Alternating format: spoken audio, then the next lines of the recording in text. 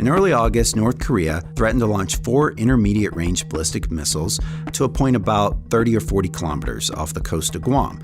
Tom, could you walk us through how U.S. missile defense systems would respond if such a launch was detected? So if that happens, the United States would first detect the missile's heat signatures with satellites such as the Defense Support Program or the newer space-based infrared system. Those satellites would then cue terrestrial radars, such as the TPY-2 X-band radars in Japan and South Korea, which track the missiles with greater precision.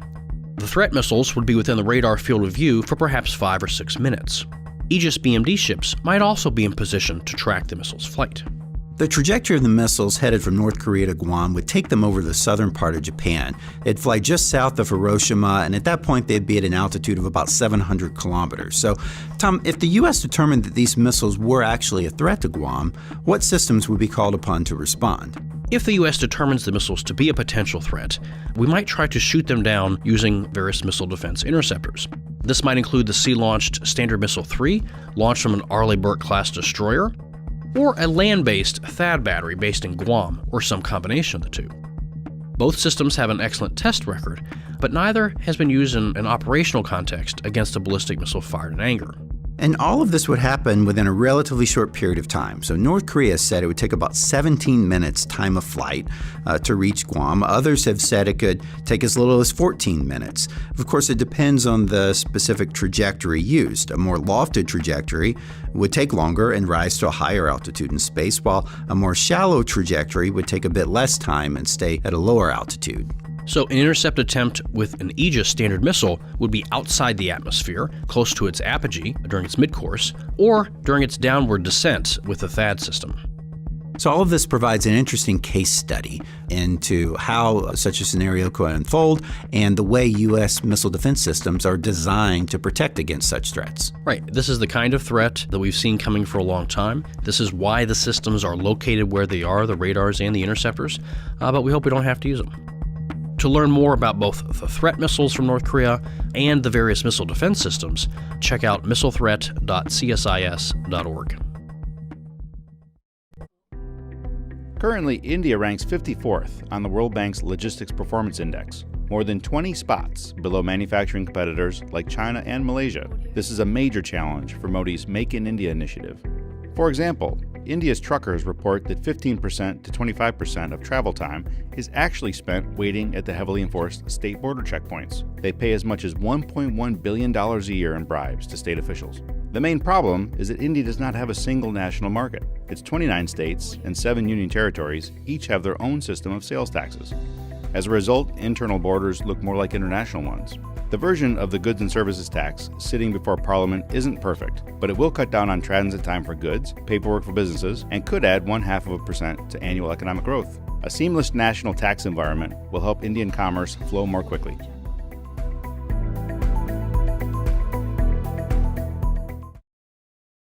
The divided Korean peninsula remains one of the largest sources of uncertainty and potential conflict in a prosperous and growing Asia. Unification of Korea will be one of the biggest changes to the geopolitical landscape and is seen by the world as a dark tunnel. Opacity among regional powers creates confusion. Misunderstanding impedes smart planning. False assumptions could cause costly strategic blunders. But CSIS believes the potential for growth, prosperity, and peace of a united Korea is immense. How can we maximize the social, humanitarian, and economic returns of a unified Korea while avoiding conflict? Beyond Parallel is an unprecedented and comprehensive resource for bringing transparency to the many challenges and opportunities of Korean unification. Beyond Parallel investigates the broader implications of unification, but also the specific issues that Korea and the world face. These critical issues are explored through expert analysis, satellite imagery, and cutting-edge methods of data collection. Welcome to Beyond Parallel.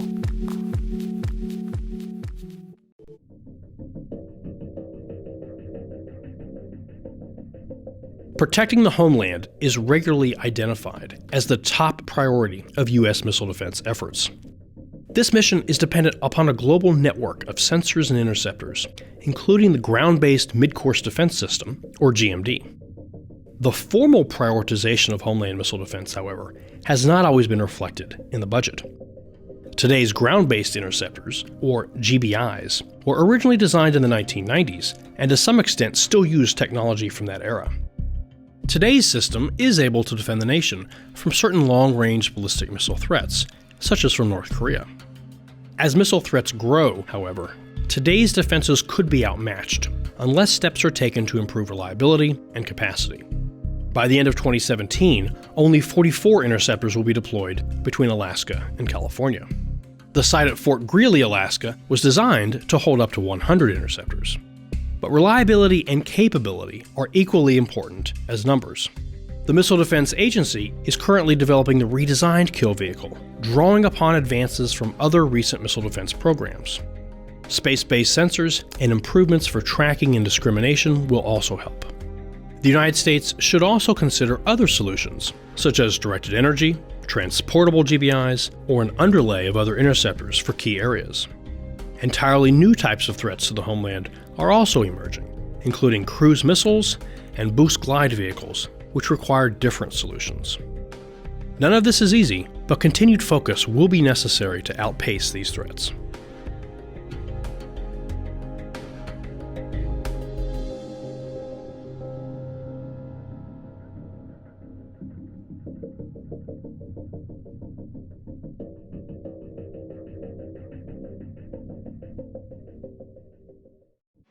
While much of the world focuses on terrorism in the Middle East, violent extremist groups have expanded their ambitions and reach in Africa as well. In the Western Sahel, Al-Qaeda in the Islamic Maghreb has produced or inspired a proliferation of extremist groups that continue to destabilize the region. In the areas around Lake Chad, Boko Haram, with its origins in northeast Nigeria, has left tens of thousands of civilians dead and displaced almost 3 million people.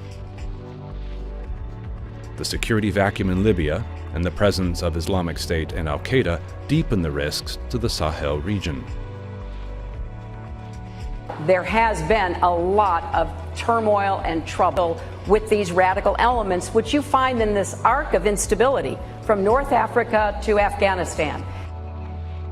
Military intervention by regional forces, France, and the UN have weakened these groups and reclaimed territories they once held.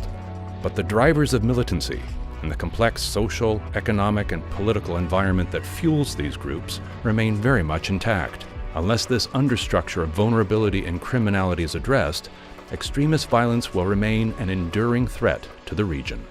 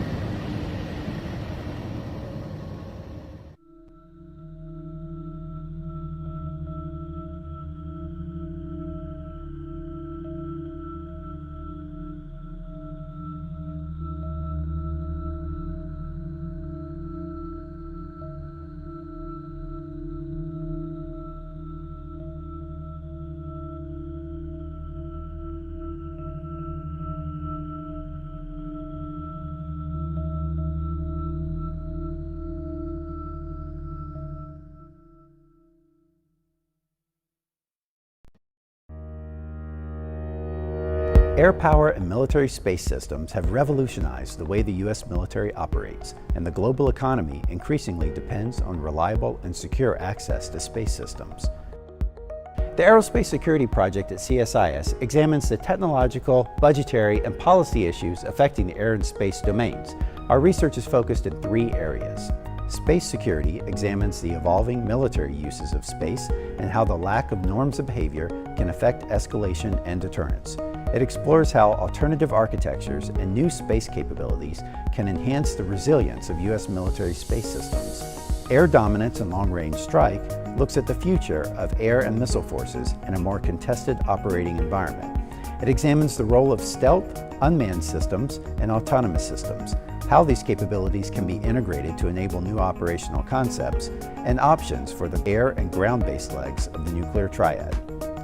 Commercial and Civil Space explores international partnerships in space, efforts to reduce the cost of launch, advances in commercial space technologies, and policy issues that affect civil and commercial space programs. The goal of the Aerospace Security Project is to provide innovative, insightful, and timely analysis to help educate and inform decision makers.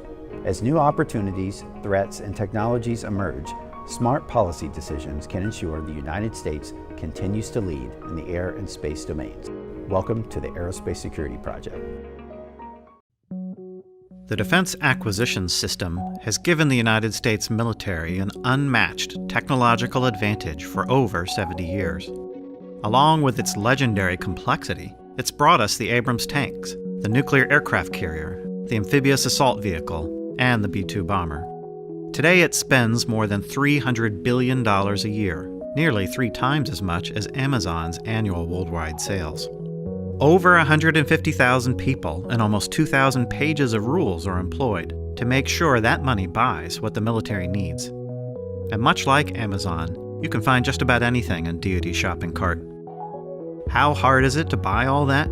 Exhibit A, this simple 500-element flowchart that explains how the Defense Acquisition System works. Let's take a closer look at that framework, though. There are 3 fundamental elements for every acquisition: a need, an appropriation, and a contract. The requirements process defines the need, which is often called a statement of work. The budget process generates the funding, and the contracting process buys the product or service from industry. This structure holds equally for all things in DoD shopping cart, from the simplest to the most complex. For the simplest things, the process can be performed by one government professional in a few days with a requisition order or need, a government purchase card, or funding, and a bill of sale, or contract. For the most complex acquisitions, hundreds of people are involved in every step of the process over a period of decades. Let's apply this underlying structure to the Pentagon's most complex acquisition program, the Joint Strike Fighter, or F-35. First, the need. In 2000, the Air Force, Navy, and the Marine Corps produced a statement of work for the F-35, also known as an Operational Requirements Document. While there have been some important changes to the document, these basic requirements remain the standard against which the program is judged. Second, the contract. A year later, the DoD awarded Lockheed Martin a contract to develop the F-35 with 3 variants, one for each service. And while Lockheed has been awarded several F-35 related contracts, this initial contract remains in place to this day. Third, the funding. Since the decisive competition kicked off in 1997, Congress has provided 20 years of appropriations for the F-35. The estimated total budget is more than $1 trillion, which includes all the money necessary to develop, produce, and operate thousands of this aircraft for over 50 years. To date, however, only about 10% of that amount has actually been spent.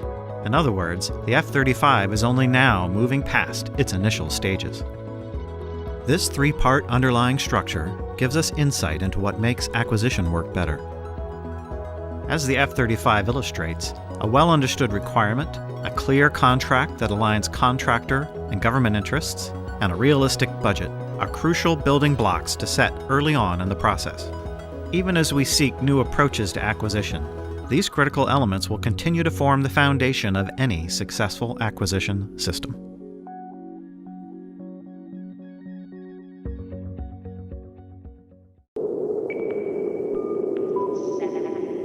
This century will feature a major shift in economic and geopolitical power toward Asia. China, India, and increasingly Southeast Asia have joined Japan and Korea as global stakeholders. But Asia's peaceful rise is threatened by fractious maritime disputes. Its waters are more contested than any on Earth. The South China Sea is home to the most complex disputes over water and seabed in the world. Clashes over ownership of the Paracel, Spratly, and Senkaku Islands could destabilize an otherwise booming region. And from the Sea of Okhotsk to the Indian Ocean, overlapping claims prevent Asian states from accessing desperately needed offshore resources. A lack of transparency about claims and how they are being advanced has only made the region more dangerous. How can states negotiate boundary disputes if their claims are not clear? How can civilian and military ships safely navigate if they don't know where international waters lie? How can countries avoid accidental conflict if they are unsure of the disposition and intentions of their neighbours' forces? The Asia Maritime Transparency Initiative was founded on the idea that sunshine is the best disinfectant and the most efficient policeman. The initiative is a complete resource for understanding Asia's complex maritime issues. AMTI monitors reclamation, island building, and construction on disputed rocks and reefs. It unpacks the web of legal and historical issues driving maritime disputes, and it seeks to draw attention to the claims being made and point out where those claims overstep international law. On this and many other fronts, transparency is desperately needed in Asia's waters. Join the dialogue. Visit us at amti.csis.org.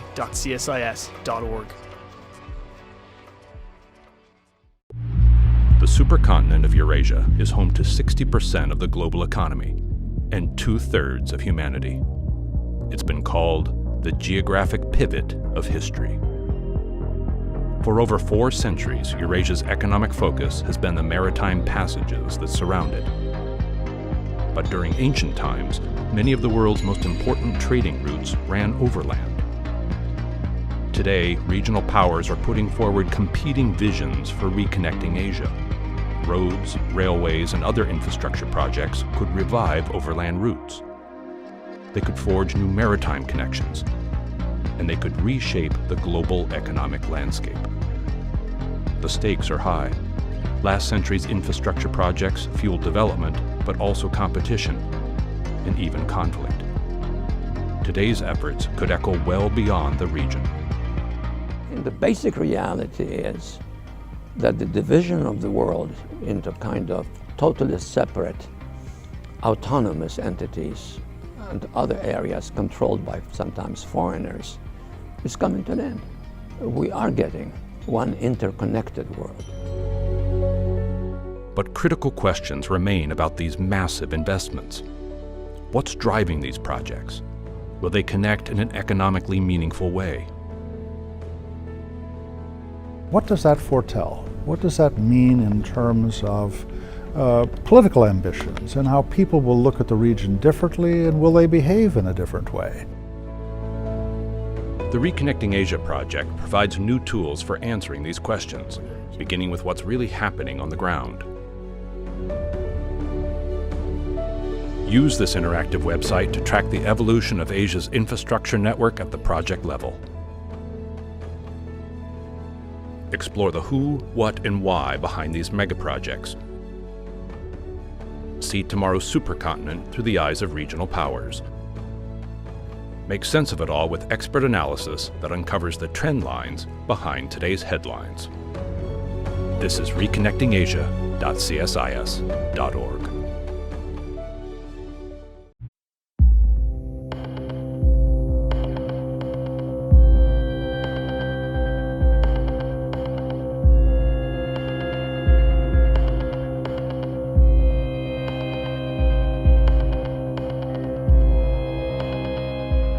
Food and the way we eat has always been changing. From how it's grown, sourced, prepared, to the consequences on health and the ethics of what we eat. In the 20th century alone, we saw food in many different ways, and today there are many new trends shaping what and how we eat. 6 billion, 7, 5 planets. The age of electronics. Big data isn't self-regenerating growth. Subject to arrest. The 113th Congress. Food of the future will involve 3 major drivers: availability, access, and stability.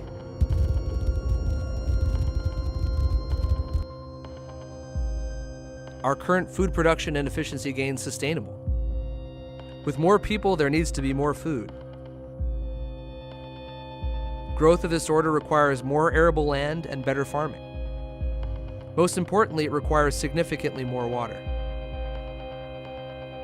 The effects of global climate change will further exacerbate today's water problems. With the presence of extreme weather, dry regions will be drier and wet regions will be wetter. Access to food is tied to wealth and location. We produce plenty of food on the planet, but not necessarily where we need it. While global hunger and poverty have declined, factors of access and utility still include food income, malnutrition, and obesity. With more people, there is more demand for finite resources: food, water, and clean air. Food shortages, riots, and mass migration will lead to global instability. But there are opportunities for change to avoid this precipice. The world is witnessing incredible advances in food production technology. While these are in many ways considered cutting-edge ideas, not all solutions require radical forward thinking.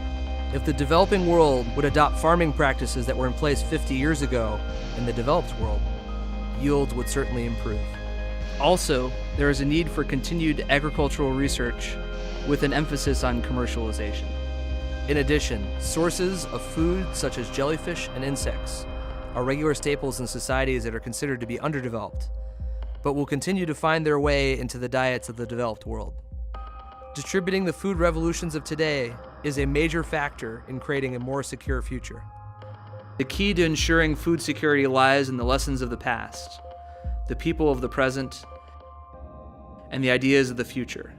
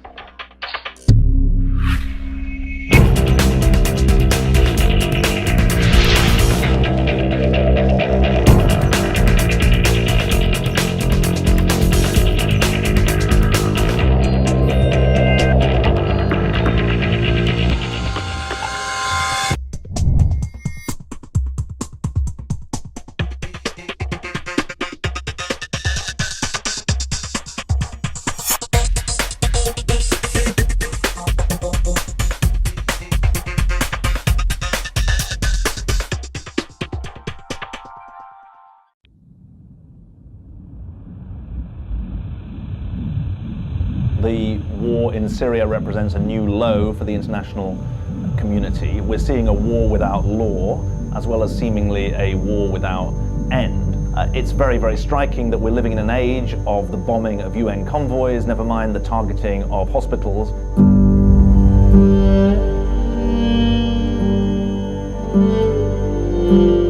So we were so surprised and shocked when we saw our colleagues covered with their blood and giving their last breaths. I don't know how to describe that. It's so hard emotionally. It's like you are losing one of your precious in front of your eyes.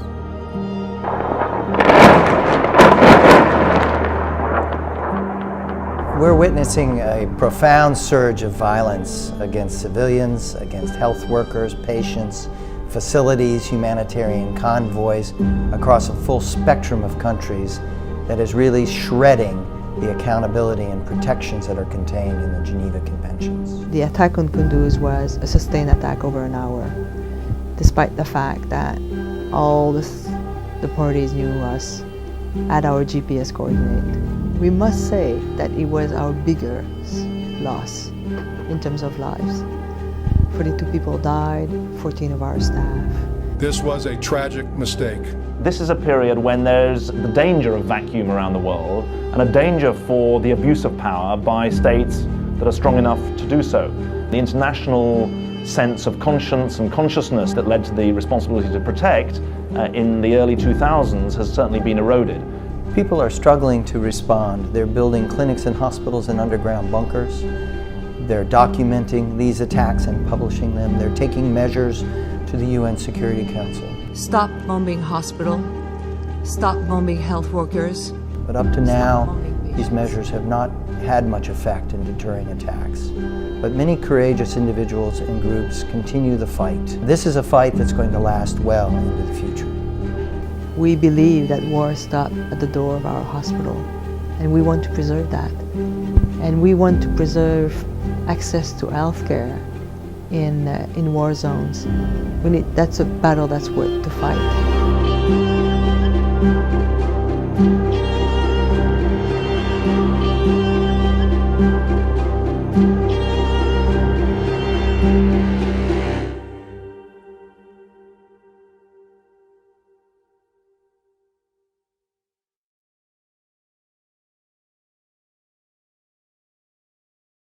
I believe in strong alliances, clarity in dealing with our rivals.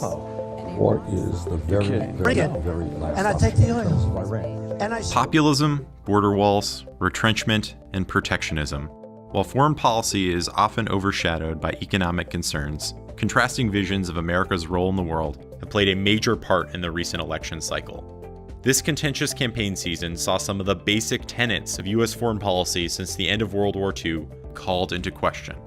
Does this heightened acrimony over key aspects of U.S. international engagement reflect trends toward isolationism? It may seem unprecedented, but it is in fact not new. Today's controversies are continuations of debates that have lasted for decades.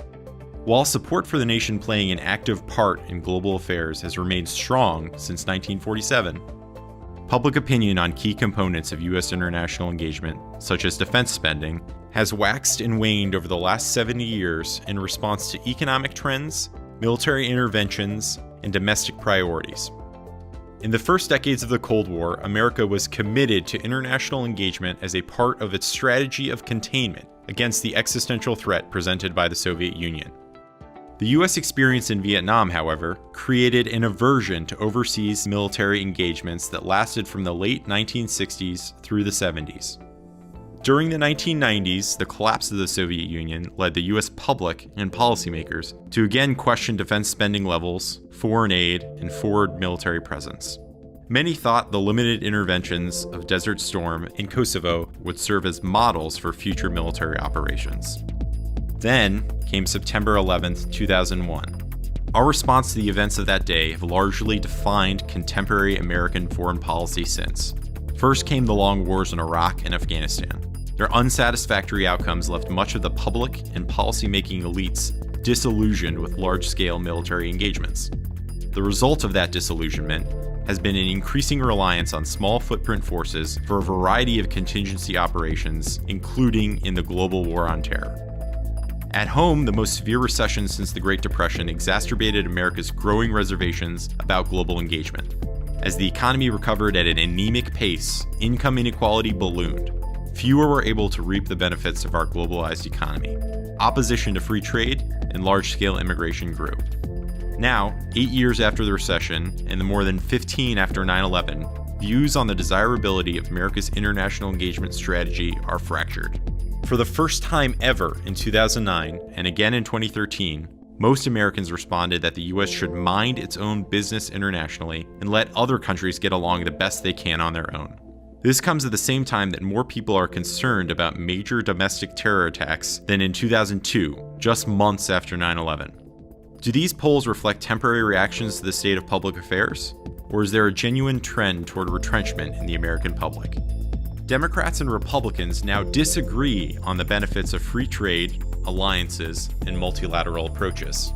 Divergences in threat perceptions and approaches to international engagement have also grown between the American public and policymakers. As history shows, this is not a new debate in American politics.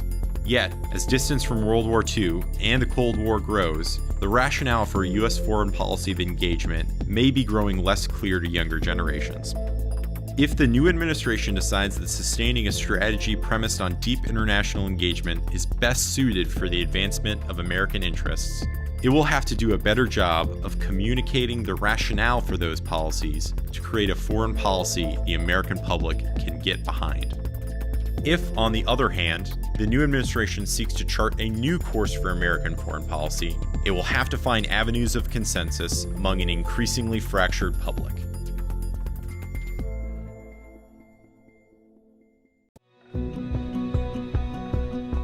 Around mid-career, we realize for some reason my colleagues are moving up and I'm not. When you've been working really hard, checking all of those boxes that people tell you to check, and you're somehow hitting some type of glass ceiling and you're not entirely sure how to move up. Once you get on the path, how do you find the wherewithal, the resources, the community of folks that can help you to continue to grow yourself and make yourself aware of opportunities? Diversity in our national security is essential. The purpose of our project in diversity and leadership in foreign affairs and international affairs is to bring new voices and diverse perspectives to important discussions in foreign affairs and international affairs writ large. People who come from such a wide range of backgrounds, they have language skills, they know how to operate interculturally with our counterparts on the other side of the table. We have this rich, untapped potential. How do we make the most of it and really get it into positions that can have an impact? It's a signpost. It lets you know that there are people who come from places like yours, who look like you do, who share certain types of cultural affinities, certain types of struggles. I've seen already that you get better reactions in diplomacy, you get better buy-in when you're trying to move forward with development efforts, and you have people sort of understanding that this might be a model that could work for their countries as well.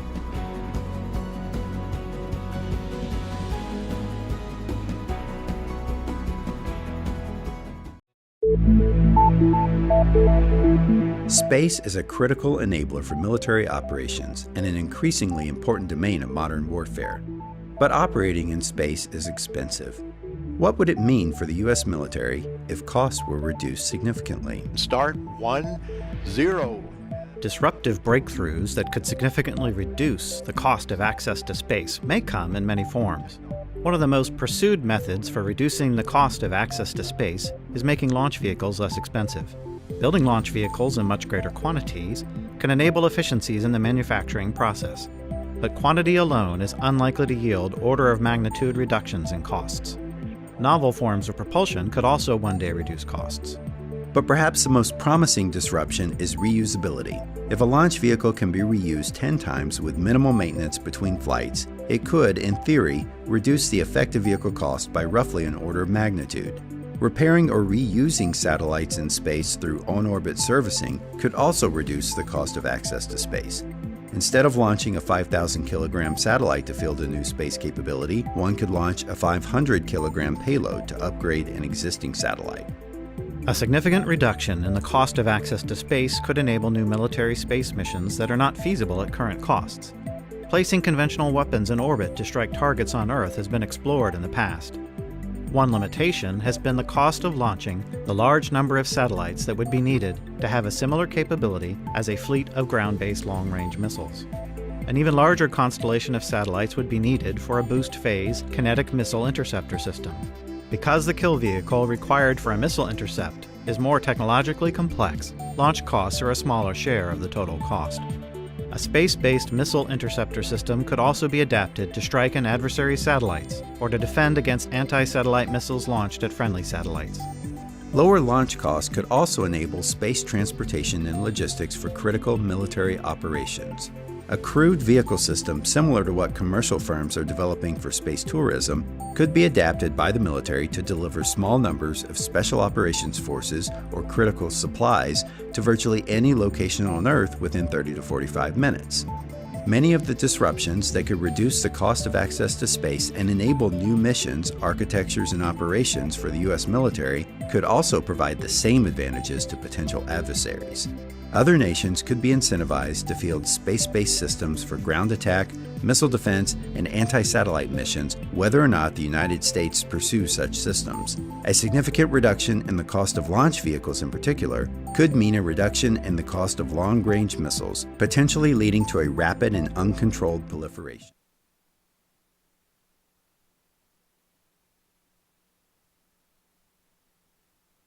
Morrison, Senior Vice President here at CSIS. I head up our Global Health Policy Center, and I want to offer special thanks to my colleague Chris Millard for pulling this all together.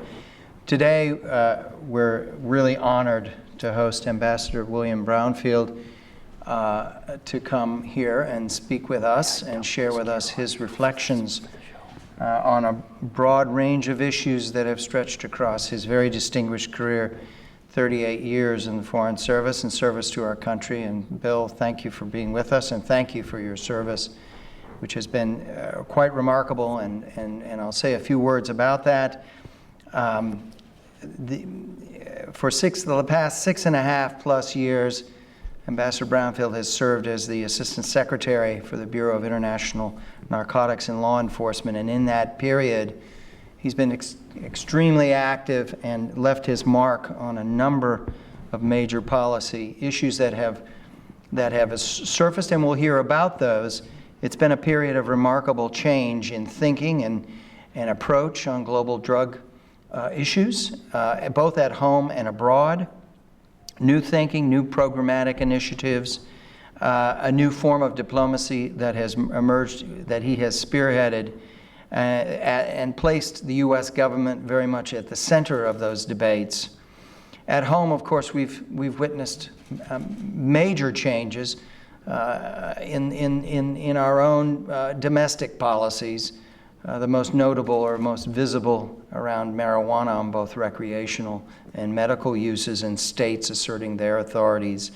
But we've also entered the period of the massive opioid epidemic, which clearly has a large international dimension to it, particularly around fentanyl and heroin and interdiction and the bilateral relationships we have with countries such as China, Mexico, and we're hoping to hear more about that.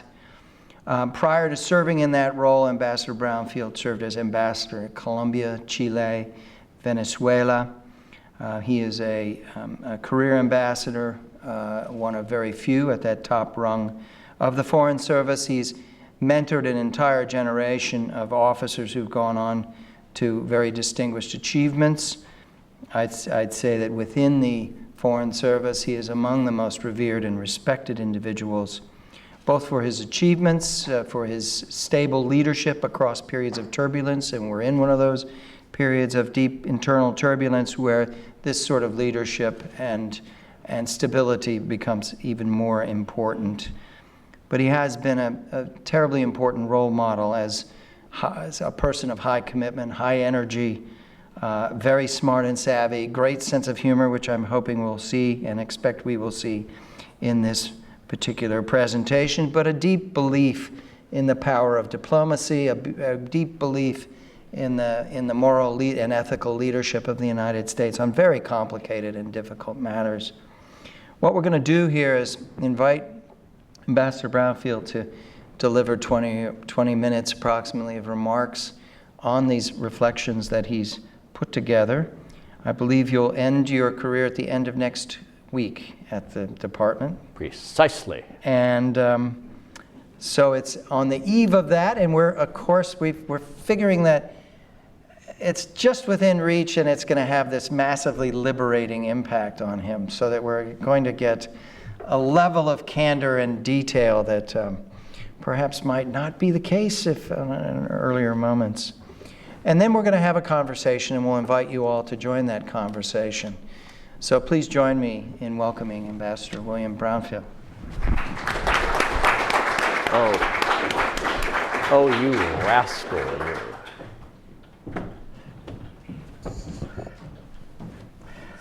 You thought it would never happen and I would never leave, but I can confirm 8 more work days, or for those who wish to be more pessimistic, 11 more calendar days.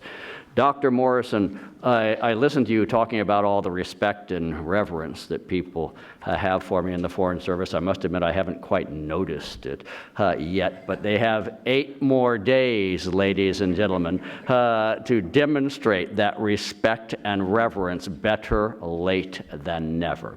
Ladies and gentlemen, after nearly 39 years in this business, after 6 3/4 years as the Assistant Secretary for Drugs and Law Enforcement, I suppose it makes some sense that I might offer a few observations, maybe even a theory or two that will not be definitive in any way, but will at least open the door in whatever direction that you wish to take this discussion, after I have said my piece.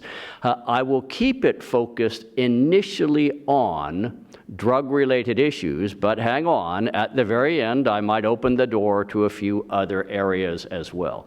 And Steve has actually, and not surprisingly, already put his finger on at least two of the three issues that I'd like to share some views with you on. One is the opioid, heroin, fentanyl crisis. The second is what I will call a kind of the legalization debate, although I think more correctly described would be the drug reform debate or drug policy reform debate. And my third one would be what I will call the drugs with the U.S. and Latin America. But to be very clear, it's a focus on three specific sub-regions: Colombia, a sub-region in itself; Central America, which of course is probably divided in two in terms of their relative experiences; and Mexico. Obviously, I focus on them because they are the area in the region which most impacts our engagement in the region on the matter of drugs. Let me launch, and I promise to be as brief as a West Texan is capable of being. Opioids. Do we have a crisis? Ladies and gentlemen, the estimate today is 2.4 million addicts in the United States of America addicted to opioids or other opiates such as heroin or opiate-like such as fentanyl. For 2015, the last year for which we have so far reliable and definitive statistics, 33,000 opioid or opiate-related overdose deaths, 60% of them from some form or combination of heroin and fentanyl. The calculation today is that this crisis in the United States is worse than the cocaine crisis at its peak in the 1980s. How did we get into it? Ladies and gents, everyone has a right to his or her own theory. Mine is in a fairly natural and evolutionary process near the end of the last century.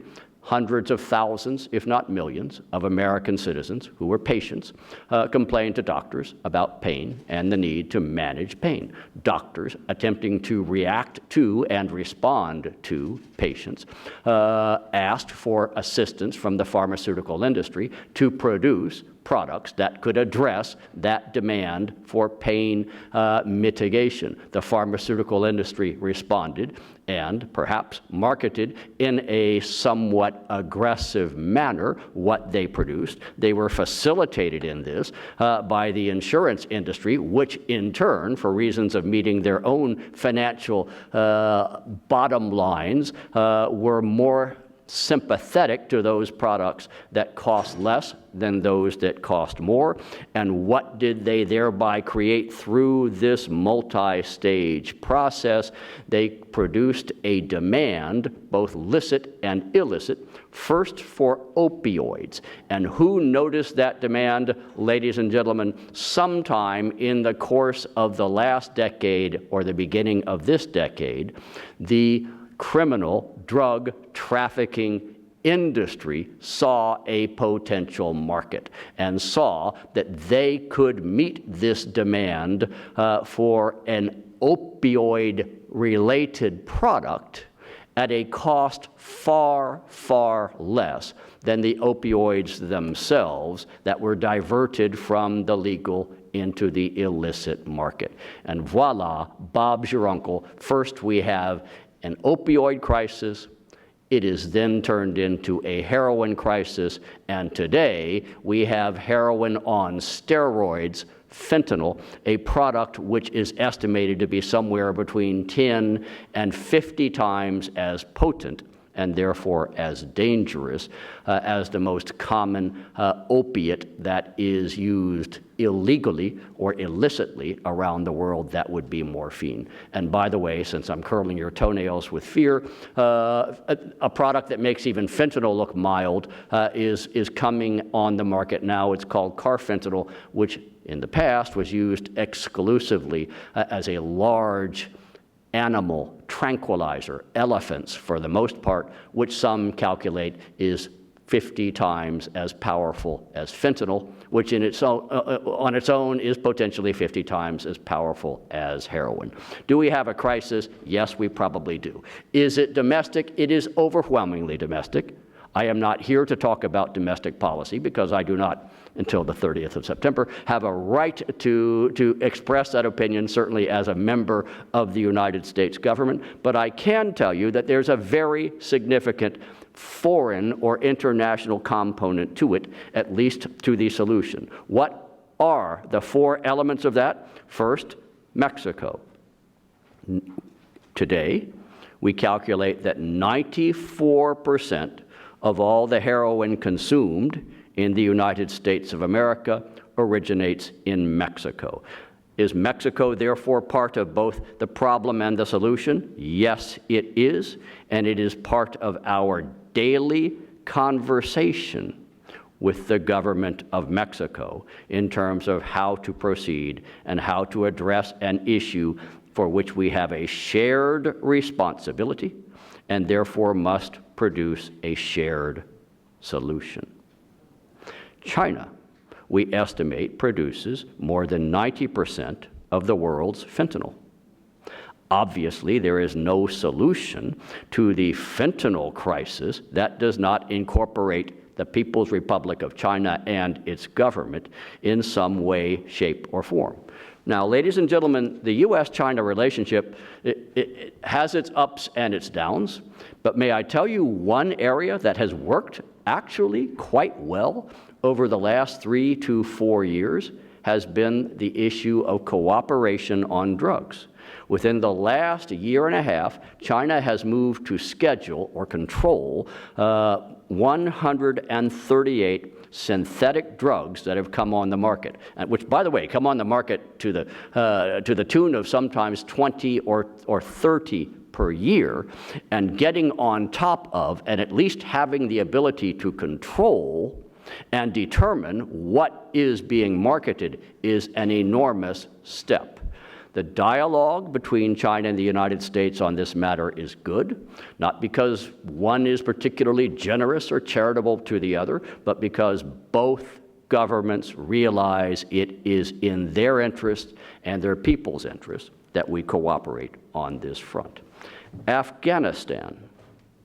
Afghanistan produces more than 80% of the entire world's supply of heroin. Must Afghanistan therefore be part of the solution to this crisis? Yes, it must. We have some ideas in this regard, but you cannot address drugs and heroin in Afghanistan separately from the larger security issue. The ability to have an impact on cultivation, production, transportation, and for that matter, even money laundering in Afghanistan or any country in the world is directly proportional to the security on the ground that allows both public health and criminal justice officials to do their jobs. And finally, as I move off of this topic, but reminding one last element on the international side, on the opioids crisis, are the international organizations themselves, which simply stated for much of the past decade have been overwhelmed by the speed with which new products are coming online and the length of time that the international organizations, the UN organizations, who are operating basically off of a 1950s model in terms of analyzing and assessing products before determining whether they should be controlled under the UN system, had led to a point 2 years ago where there was a backlog of more than 700, may I repeat, 700 new, and we would argue dangerous, synthetic drugs that were not in any way controlled on the international system. And police and law enforcement, customs services, cannot arrest, detain, or even seize products if they are not against the law to have, to market, to buy, and to sell. We have developed within the last year and a half kind of a new approach to this. Rather than using exclusively the World Health Organization to make these determinations as to which products should have some form of international control, we have broadened the aperture to include the UN's drug organizations, the International Narcotics Control Board, and the Commission on Narcotic Drugs, to make their own scheduling determinations at a somewhat faster pace. Opioids. Give us a C+ to a B- in terms of being where we want to be on the opioids issue at this point, and I do not grade on a curve. Issue number 2, legalization or drug policy reform. I'd hate to leave this last opportunity without raising this flag once again and getting another robust debate going. After all, we haven't had a good one on this issue for probably a year and a half. In April of 2016, the international community met for a special session of the United Nations General Assembly on drugs. I would argue it was a pretty successful session. Basically, it laid out a fundamental issue that was endorsed by the entire international community. Illicit drugs or dangerous drugs are not just a law enforcement or criminal justice problem. They are a public health problem equally. You cannot, as a famous ONDCP drug czar said a number of years ago, you cannot arrest your way out of this problem. The problem is as much a matter of neuroscience, what is inside your brain, as it is criminal science. And the UNGAS of April 2016 explicitly and expressly endorsed that position. It is health as well as law enforcement. As we were working our way toward that special session, we tried to develop a set of principles that we argued should allow a badly divided global community to at least accept in common a set of principles to guide us on this issue through at least the next few years of the 21st century. Something that would allow, say, Uruguay or Portugal, who have moved fairly far in the direction of legalization or decriminalization, but also allow a China and Indonesia, or these days a Philippines, who take a much more aggressive approach to accept the common principles. What are they? We suggest, 1, that the 3 international drug control conventions, which have been on the books since the oldest, 1961, the most recent, 1988, are preserved. We respect the integrity of the 3 conventions. Changing them, by the way, would probably be a matter of years before you worked your way through the necessary 2/3 of all the national legislatures of the United Nations system in order to have a new convention. So let us accept that the 3 conventions are the international legal architecture of the drug issue. Second principle, there is, and accept that there is, discretion permitted to individual governments within the conventions themselves.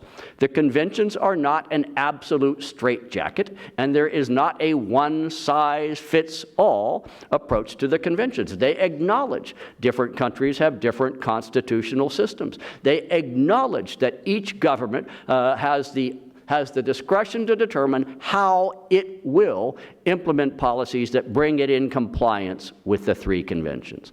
Some discretion within the conventions. Third principle, acknowledge that every government will respond to its own unique set of national circumstances, and we will tolerate differing drug policies among different countries. That, once again, one size doesn't fit all. The U.S. model, or models, as Steve points out, there are to a certain extent 52 different models within the Union. That would be 50 states, one federal district in which we are sitting or standing right now, and the federal system itself. One size doesn't fit all, and we must acknowledge and accept that different governments will pursue different policies, so long as they stay within the basic parameters of the 3 international drug control conventions. And finally, fourth and finally, whatever our position may be on drug policy, drug reform, legalization, prohibition, surely we can all agree that criminal organizations who are trafficking in product for economic gain using blood and violence as their business model should be resisted and controlled to the extent possible. The organizations are those that should, in fact, be beyond the range of us discussing what is acceptable or not acceptable, what is tolerable or not tolerable. Ladies and gentlemen, as I wrap up theme number 2, on that one, we actually are not in a bad position. The UNGAS produced some degree of consensus, and there is a formula out there that basically all nations of the planet have accepted. We can't say that about a lot of things. Third and final theme, where are we on our drug approach, policy, strategy, and cooperation with our partners and friends in the Western Hemisphere? I'll start from the south and work my way north. Colombia.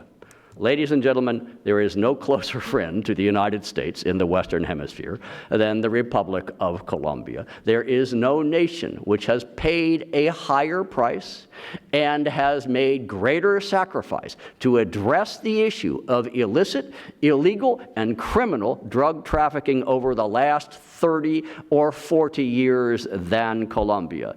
We have, in the last 3 going on 4 years, seen an increase in the cultivation of coca and the production of cocaine in Colombia. This is a problem not just for the United States of America. It is a problem for Colombia. It is a problem for all the countries between Colombia and the United States of America. And it's a problem for much of Western Europe and Eastern Asia because that is where the new markets are located. We will address this problem together, respecting the tremendous efforts, the strong institutions, and the commitment of the government of Juan Manuel Santos and of all of the Republic of Colombia. Central America, I divide it into 2 parts. One part actually has fairly strong institutions, but has found that it is, in a sense, the victim of the increase in cocaine coming out of northern South America. And I refer to the 2 southernmost Central American nations, Panama and Costa Rica. Their issue, in a sense, is the need for support from the international community to provide their institutions with both the equipment, the intelligence, the capacities and capabilities to address this growing problem. It is, in fact, a solvable problem, but it will require some degree of time to get to that solution. Further to the north, we refer to the 3 countries of the Northern Triangle, El Salvador, Honduras, and Guatemala. They have a different problem set. First, they are dealing with some weaker institutions in their criminal justice and law enforcement communities. Second, they do not just have an issue of drugs or drug trafficking, which is to say product moving through their territory. They also have an extremely serious problem related to gangs, some of whom are involved in drug trafficking, some of whom are not. Not all gangs are drug traffickers. Not all drug trafficking organizations are gangs. It is a connected but separate issue. And the combination of gangs and drug trafficking in turn produces a third impact in the Northern Triangle, and that is the push factor of moving tens of thousands, perhaps in any given year, hundreds of thousands of citizens from those three countries to lead them to, in a sense, abandon their homes and go individually, collectively, with or without family, in search of safer and more prosperous locations. That is a different problem set. That is an institution-building problem set. That is an anti-corruption problem set. That is a problem set, ladies and gentlemen, that we will be dealing with, I predict, for a number of years to come.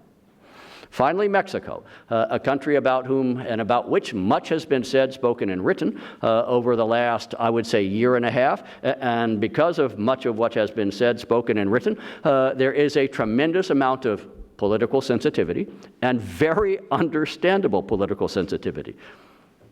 Texans, who are normally reticent and shy and reluctant to share opinions on anything whatsoever, do sometimes suggest that if there's one blipping country outside of the United States that we do kind of have a natural understanding of, it is Mexico. We kind of share about a 1,600-mile border. That's just Texas alone with Mexico. And if you find yourself along the Rio Grande Valley on either the northern side or the southern side, you will find that to all intents and purposes, the state of Texas blends in with four northern Mexican border states. We actually, I do get it in terms of why we have a particularly sensitive dialogue going on right now with the government of the United Mexican States. But may I tell you one area that's going exceptionally well, and I say this with absolute honesty, is the matter of security. So long as we do not, if you will, politicize the dialogue. We are talking quite well and making good progress. We're making good progress on the drugs front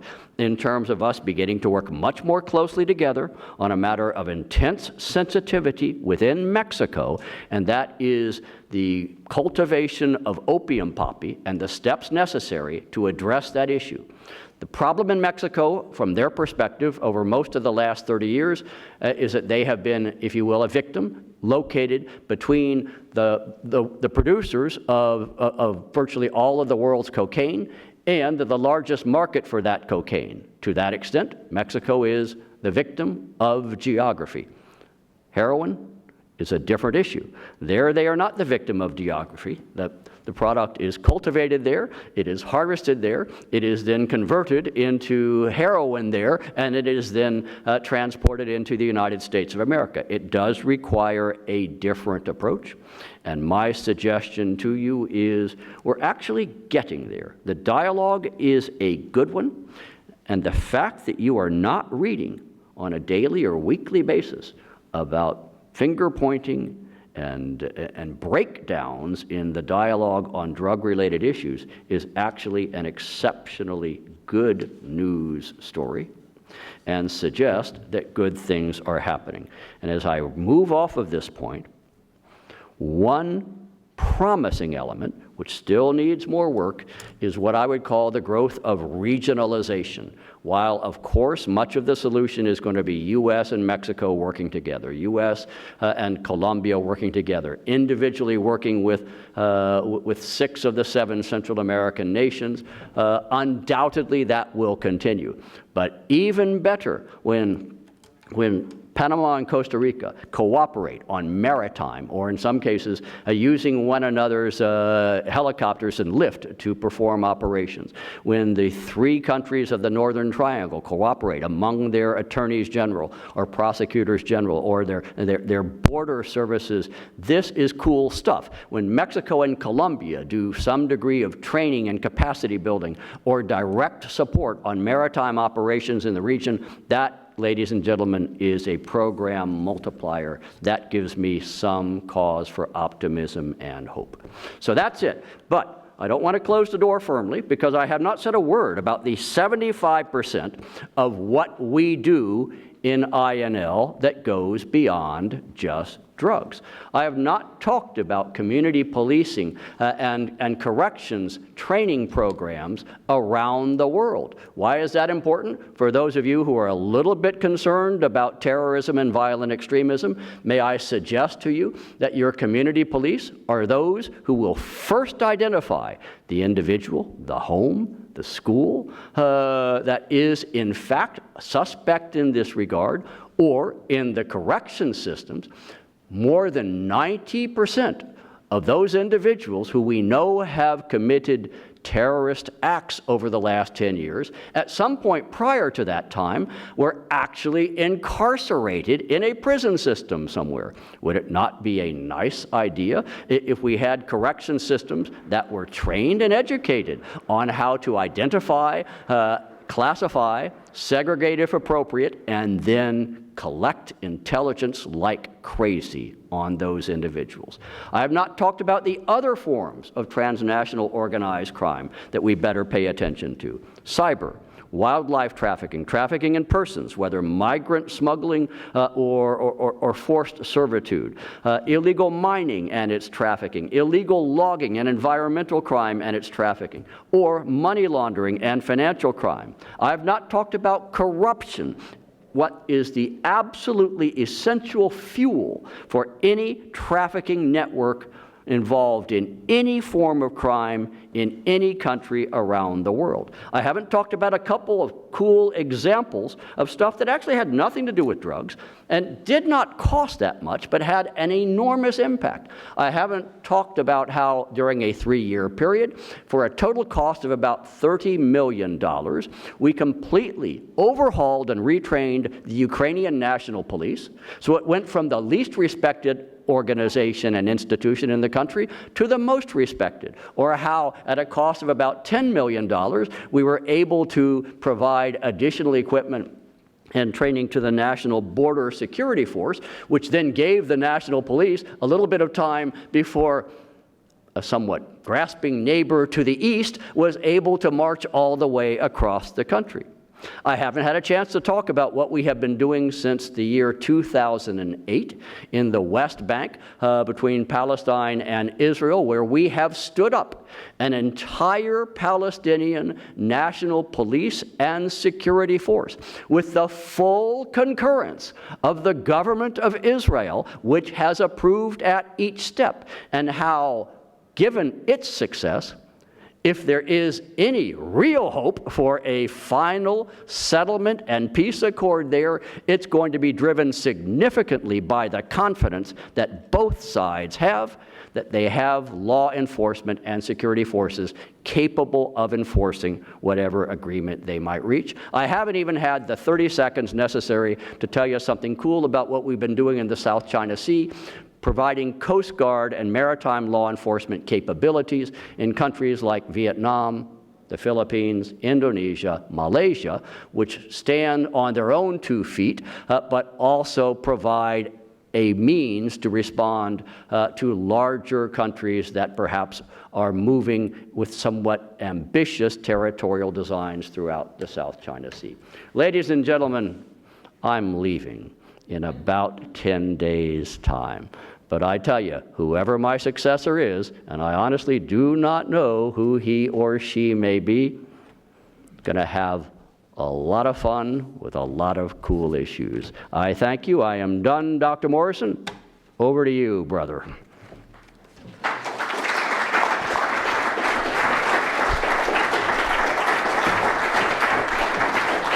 Are we sitting? I'm not going to make you stand up for the whole thing. Thank you. That was quite the tour de force. Would you like some water? I think I might. I just might. Let's talk a little, before we get into some of the substantive issues, let's talk a little bit about you. Wow, how did you choose this life? How did you arrive at this life? Well, all right, I've only got 8 work days and 10 calendar days, so I'll probably tell you as close to the truth as I'm capable of saying. I would say I probably backed into it. And I've told this story a number of times. Unlike many of my stories, this one actually is true. I wasn't even sure what the Foreign Service was. In fact, when I joined the Foreign Service, one of my favorite aunts asked me if I'd be wearing the little kepi hat with the cover that goes back by the back of the neck. She obviously had Foreign Service confused with the French Foreign Legion. And I had to explain to Aunt Effie that no, I was not going to be in the Foreign Legion. I was going to be in the Foreign Service with the State Department. And she looked at me and she said, "What state?"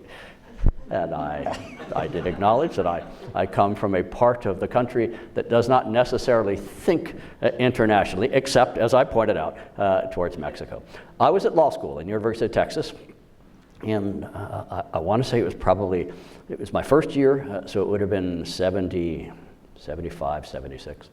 And I was not enjoying it, and I saw an advertisement posted on the board, and it said Foreign Service exam, and I said yeah, and I read down to the bottom, and I noticed the key word was it was free. And by the time you get to kind of graduate level, nothing's free. So I said, why not? And I and about 200 other fine young men and women from the University of Texas marched over some Saturday morning, and I took the Foreign Service exam. To my amazement and to the astonishment of my family, I passed the thing, and not only that, to their true amazement, I then passed the next stage, which was the oral exam. It takes, this is the Foreign Service, and it's the U.S. government, so it takes, probably it was a year and a half before they actually got around to offering me a job and saying, you come in at this particular date. By that time, I was in my third year, and the law wasn't so bad. For those of you who have never gone to law school, first year really sucks, but it gets better. Either you leave during the first year, or you discover it gets better by the second and third years. So by that time, I was really torn, and I finally said, I'll go into the Foreign Service. If I don't like it, I can always come back and practice law. On the other hand, if I go into law and I don't like it, I have to go back and start all over again in the Foreign Service, take the exam again, go through the entire process. And so, voila, there you have it. That was 39 years and about 9 months ago, and here I still am. So why did you find this life so fulfilling and so attractive that you would stay almost 40 years? What was it about this life that you found so fulfilling? Yep, and I will say what I often say to kind of younger officers, as I've turned increasingly into an old fart, so that younger officers come for guidance and suggestions. I say to them, particularly those who are like in their first tour, I say, remember, the Foreign Service life, the diplomatic life, is actually not for everyone. Not every human being on this planet relishes the concept of packing up all of their worldly possessions and moving every 2 or 3 years to a new country, a new language, a new culture, placing their children in new schools, having no friends that they know, and just as they begin to integrate with the community, voila, off they go again. And I say, think it through, because that is your life for 30 or 35 years. Think it through, I say to the bachelors of either gender, because I say at some point in time, if your inclination is towards marriage, do keep in mind this is not a particularly portable profession if the spouse actually is not part of the same profession. And even then, it's complicated. When I married Christy, this was back in the mid-1980s, it was a real struggle to get our beloved personnel system to allow us to serve in the same embassy at the same time.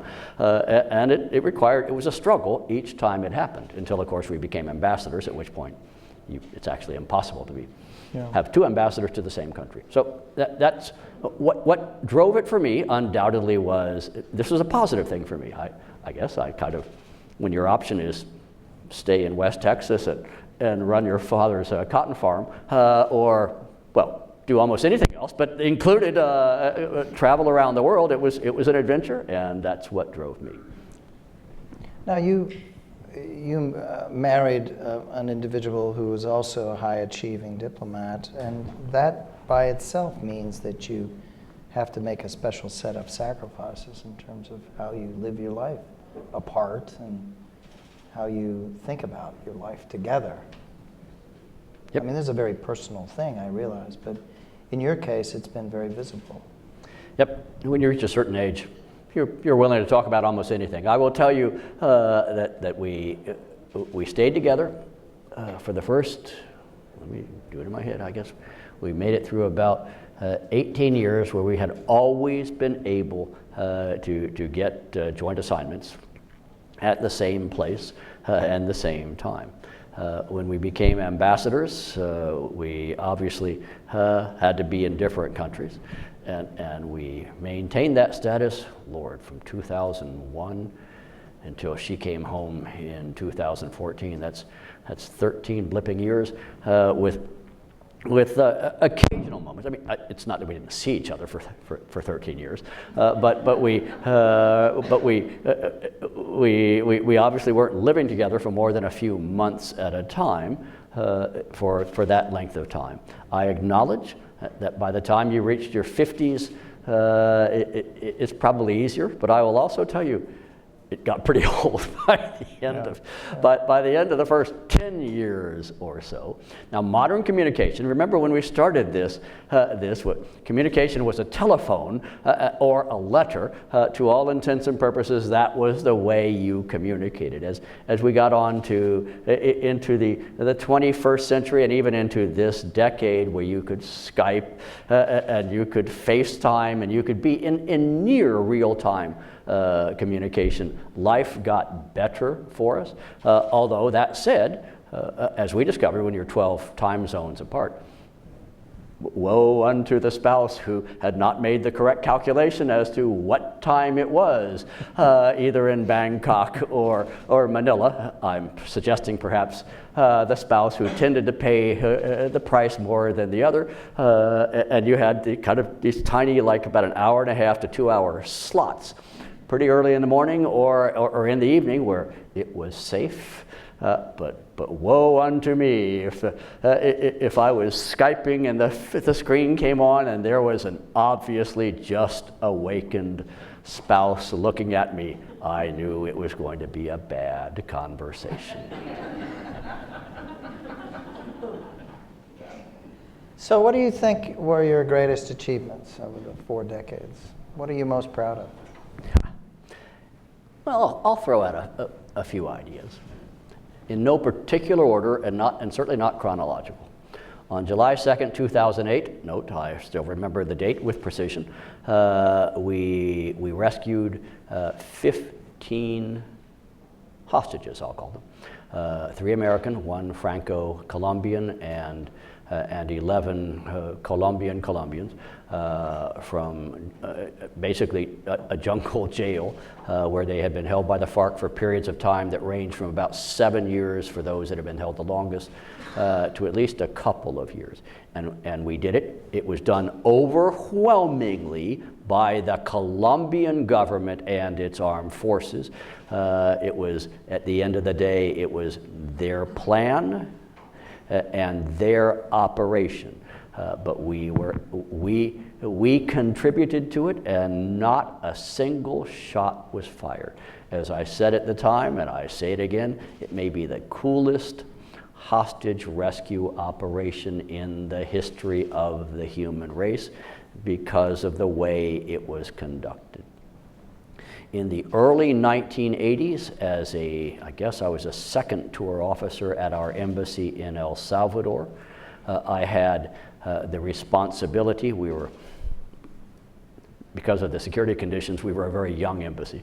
Had an elderly ambassador, and he had a very young embassy. So as a second tour officer, I was the deputy head of our political section, and I had the responsibility for 2 very high-profile murders that had occurred in the year 1980 and in early 1981. One involved 4 churchwomen, Maryknoll churchwomen, who were murdered in 1980, and the second involved 3 AFL-CIO supported labor leaders who were murdered in early 1981. And I'm going to take some responsibility for it. I think I was able to break through and solve both of those mass murders. I do not believe at the end of the day we got final justice on one of them. The legal systems operate as legal systems do, but I believe we know, certainly to my satisfaction, who was responsible for those murders, not just who pulled the trigger, but in fact who was directing them. I see that as a significant accomplishment to this day. And third and finally, only 8 days remaining, I spent 3 what I usually call very long years as the United States ambassador to the Bolivarian Republic of Venezuela. And certainly during my time there is no question, but what I was offering an alternative view and an alternative vision, if you will, to that which the leadership of the government of Venezuela, the now late President Hugo Chavez, was presenting.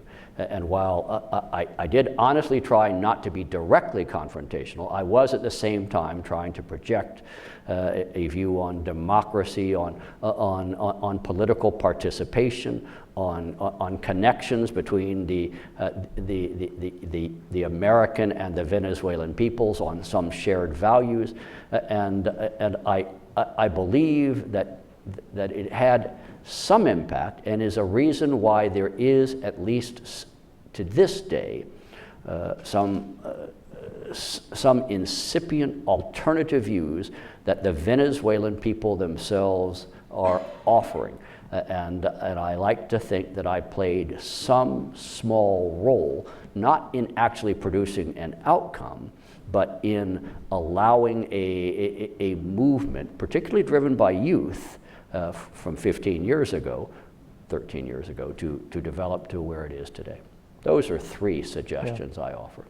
And when you look back, how has U.S. diplomacy changed in this period? And do you still feel that this is a very attractive option for people in their youth who are making career choices? I mean, we're at a moment of a lot of populist criticism, if not active assault upon our Foreign Service and the value of the Department of State and the like. It's been called into question, and I fear that not only will that damage the capacities of the department and of service and its morale, but that it's going to be difficult to convince this generation of talent to make a choice around that. So I'd just like to know, I'm not asking you to talk to the current populist critique so much as how much has diplomacy changed, and how do you make the case to talent that are coming out of college and law school today about making this choice, which is a tough choice for life? Yep. I'll offer a few quick observations. One, remember, in some ways, I think I've seen this before. I entered the Foreign Service in 1979. Jimmy Carter was President of the United States, roughly 2 years after I entered. You will recall there was an election that produced Ronald Reagan, a gentleman who, at the time, was regarded by many, many people in the United States of America as an extremist from the right, a conservative one. I mean, in 1980, I can assure you there was no Ronald Reagan Federal Office Building, Ronald Reagan National Airport, Ronald Reagan Freeway in Southern California. These were concepts that post-date 1980. And while I was overseas at the time, first in Maracaibo, Venezuela, and then in El Salvador in 1981, the new administration's kind of move into the State Department could only be described as a hostile takeover. And may I mention this, particularly anyone here who might be contemplating a career in the Foreign Service. Not only did we survive that, in fact, I would argue that we came out of it a better Department of State and a better Foreign Service. We had a little bit of a problem initially. You recall the first Secretary of State for Ronald Reagan. It was the late the late General Al Haig, who had a little trouble with who was in charge, but nevertheless, once he moved on and George Shultz took over, that was as good a State Department as I've seen in my nearly 39 years in this building. So putting things in perspective is the first half of my answer. The second half of my answer is, regardless of what is happening in terms of the politics, in terms of the functioning of all elements of the United States government and the United States of America writ large, there will be a requirement for a group of professionals to manage, if nothing else, the kind of the core elements of communication among 196 different sovereign governments spread around the planet. That you can call them what you wish. If you don't want to call them the Foreign Service, call them Fred, but you're still going to need them. You're going to need those who have the language capabilities. You're going to need those who will staff the embassies and consulates and missions around the world. More often than not, in pretty unattractive or unappealing locations. They will not staff themselves. All of this is going to happen, so I say particularly, must happen. So I say particularly to those who are relatively young and thinking about this, don't be intimidated or waved off by the rhetoric that is going on around you. Of course it is important, and of course there are good ways and bad ways of getting things done. But we first heard it from the distinguished, now late, Senator from North Carolina, Mr. Jesse Helms, who was no friend of the State Department or the Foreign Service. But at the end of the day, it survived, and it survived not just because we're wonderful people, the best and the brightest, the few, the proud, the brave, but also because at the end of the day, they absolutely categorically had to have people to perform this function. And so long as you have the need, there's going to be a Foreign Service or some service that has a different name that performs that function. That's my long-winded way of saying how I would advise, guide, or recommend someone who's thinking about this. Thank you. Thank you. I think that's very important to hear that. Two substantive questions, then I want to throw the floor open to hear from the audience members. You make a case on the diplomatic grounds that in terms of fentanyl and heroin, that our ongoing cooperation, bilateral cooperation with Mexico and China is in pretty good shape.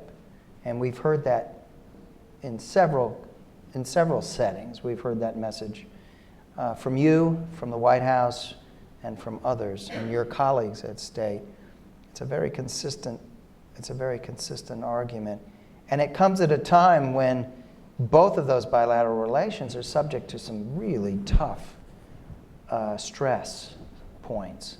And there's a certain turbulence in those relationships. So why is it that in this area of drug cooperation that it's in some ways insulated, it would seem, from some of those disruptive tensions that you're able to continue to achieve progress in this period? Why is that? Yeah. I mean, first and most important, of course, Steve, is it's the brilliance and obvious capacity and skill of those who are managing the international drug relationship. But there may be some other factors in play as well. First, in a sense, the timing is particularly right for China. A nation, a government at least, which is very tightly wedded to a concept of its national interest. And I can say, I was part of the very first U.S. law enforcement mission that went to China in 1994. And while they opened the doors and they rolled out the red carpet for that I was a minor member of the delegation. They rolled out the red carpet. They were not actually looking to do a whole lot because they did not see this necessarily in their national interest except in some limited areas. What we see today is a growing middle class in China with disposable income, and as history has proven here, that's the community that most tends to move at least initially into a kind of drug abuse or drug experimentation. So the Chinese see a concern, a threat, and therefore a reason to cooperate more closely with us. I think that addresses a big part of the China issue. Mexico is a somewhat different mix. I think they reached the same conclusion, but not because they sense that they're seeing an explosion of heroin or cocaine consumption in Mexico, because they do not see that. Mm-hmm. What they do see is a massive, I'll say it, is a fairly massive breakdown in law and order, and the state losing control, if you will, of entire communities and regions of the country to non-state actors. And they see addressing the drug trafficking issue jointly and collaboratively with us is a way to address that issue as well. So I say to you, in many ways, it's good news for all of us that we have successfully taken two very sensitive relationships. I mean, there's no doubt about it whatsoever. If I had to, talking about China, I would say we probably disagree on more fundamental issues across in the universe than we agree on. But the drug issue we have managed to keep basically separate, and I would argue that's a good thing. And in the case of Mexico, despite the fact that there is one particular issue that is exceptionally sensitive and obviously has a law enforcement component to it, I will tell you I have never uttered the W word in any of my discussions and conversations with Mexican government officials. I mean, I don't have to. When asked by the media, if anyone is foolish enough to ask me, I would say we're talking about cooperation. If you got the right sort of cooperation, physical structure is not necessary, or at least is less necessary. That's the best answer I can give you for that. It is a perception of national interest. So we have not, in terms of the opioid epidemic, we're still in an escalating phase. Yep. I mean, you mentioned the 33,000 figure for 2015. And 16, I predict it's going to be significantly more, like double. Yeah. I mean, the New York Times did that analysis that looked at the numbers, reran some numbers from 16 that came up to 59,000. And so we're still in an ascendant phase of this epidemic, and with millions of emergency hospital visits, thousands of probably misrecorded deaths for a variety of reasons. We've traveled around to eastern Kentucky, to New Hampshire, Massachusetts, to Wisconsin, and talked to lots of people in those communities, law enforcement, providers, advocates, addicts themselves, educators.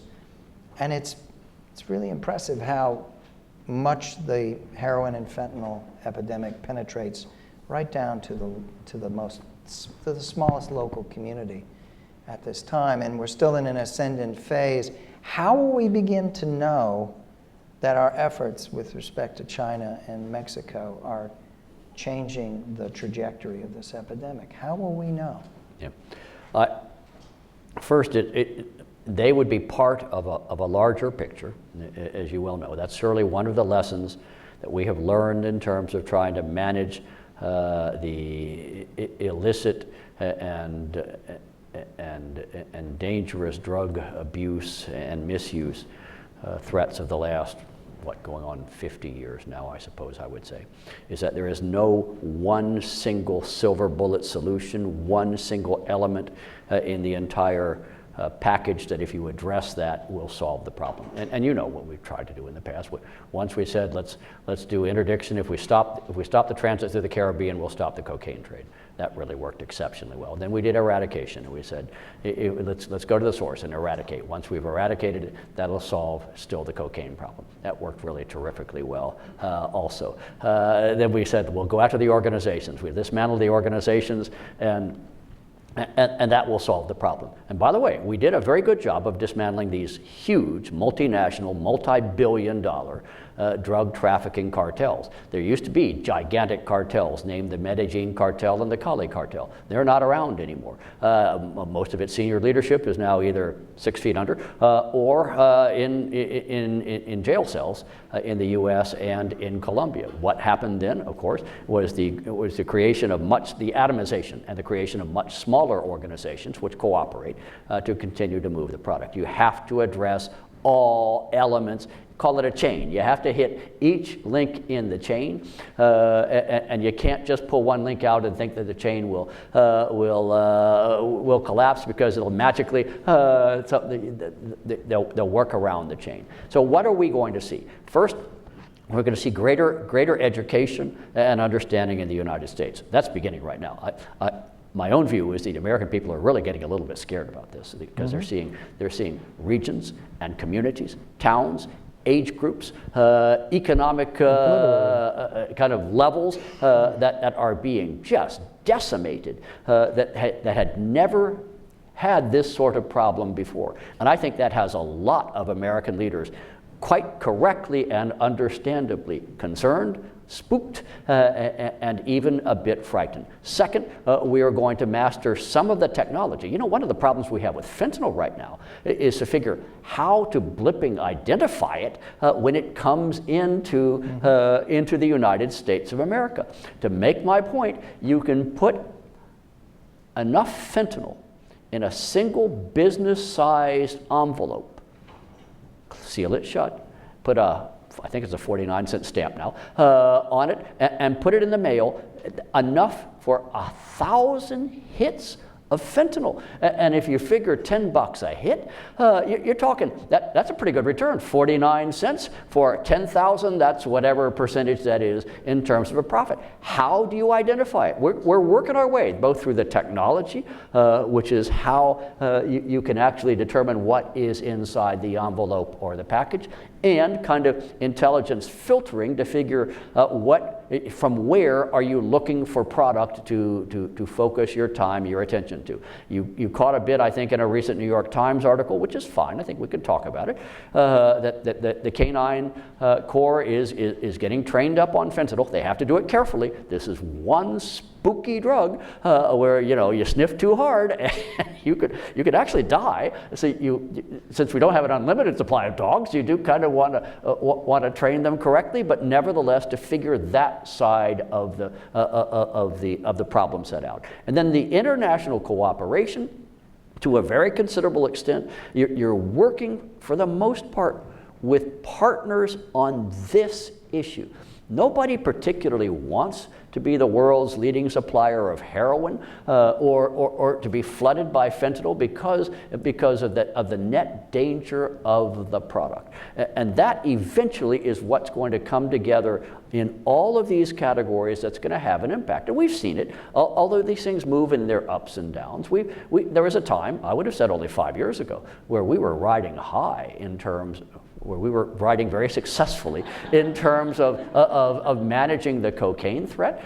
We had brought U.S. demand down by more than 50%. Colombian production was down by more than 60%. I mean, you can have an impact with a systematic approach. That's when we'll know. That's how we will know it. Am I saying to you we're going to reach a point where there will no longer be any opioid, heroin, or fentanyl abuse in the United States or anywhere else in the world? No, of course not. Any more than we're going to make cocaine disappear completely from the face of the earth. But I do believe, it is realistic to believe, that we will get the problem down to a level where it is no longer treated as a national kind of security, or in some cases survival issue, and is a community level health and criminal justice issue. That, I think, is a reasonable hope and expectation.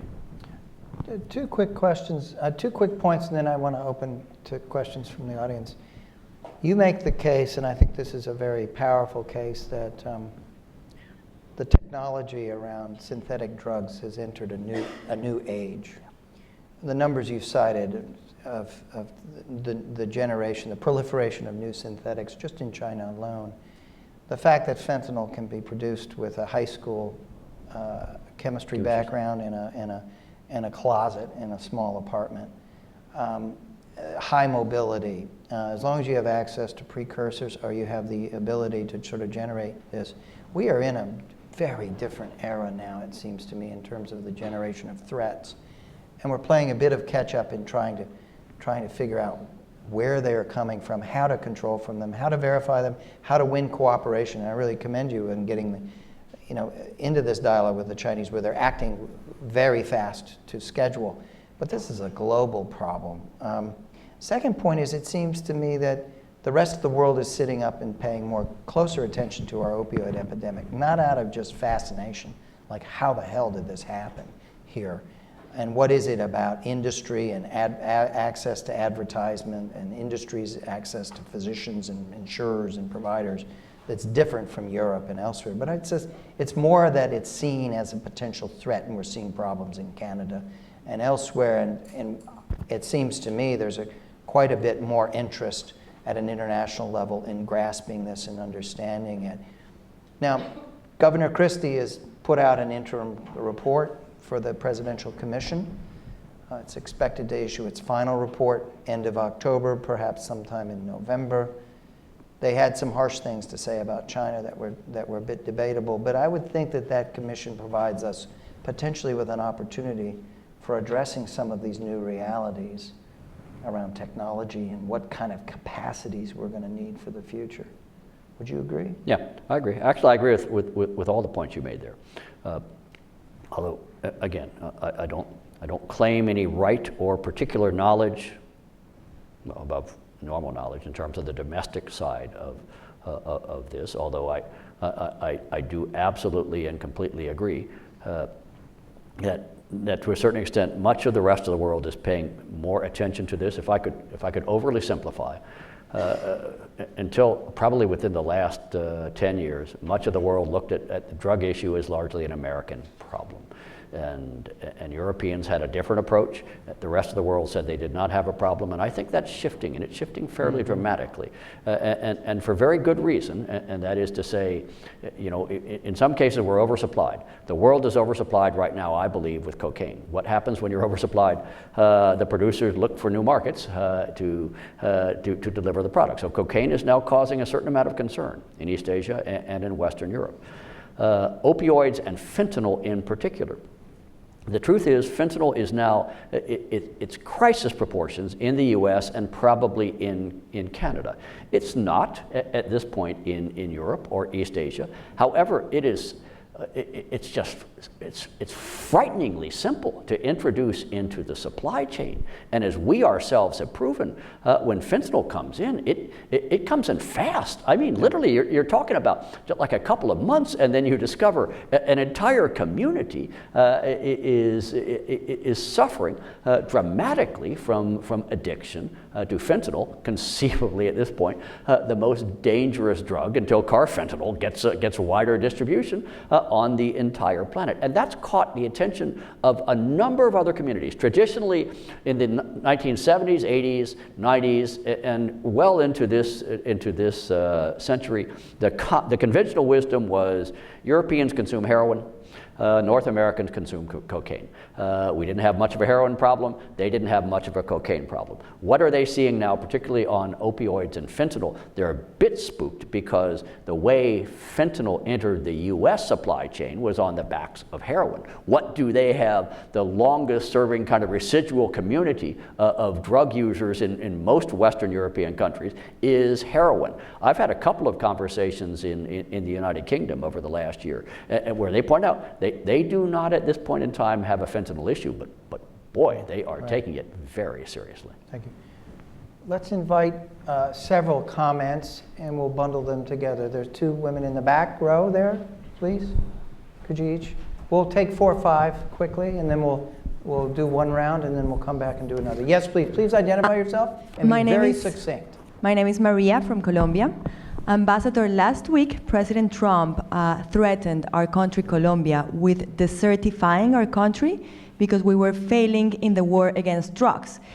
He said he was not going to do it this time, but that he was thinking seriously about doing it. Do you think that is really going to happen, and what would be the implications of that? Thank you. Right next to you. Okay, and in the same line, my name is Laura. I'm also a journalist from Colombia. In that same line, do you believe that the Colombian government is fulfilling its obligations according to the international agreements in fighting the drug war? Thank you. There are a couple of hands up over here. Yes. Dr. Ed Berger, I wanted to address the issue of market in this country. Of what? The market for drugs. And I remain impressed by a scholar at Yale, now deceased, professor of psychiatry named David Musto, whose focus was on the drug availability and use and patterns in the turn of the last century, when everything was available, everything except the synthetic drugs that we know now. Cocaine was part of Coca-Cola, but it was a wide open spectrum at that point. For reasons that aren't clear to me, but seem to be the case, the country spontaneously at some point pulled away from the desire for the use of drugs. And that happened few years before the first federal drug law was passed.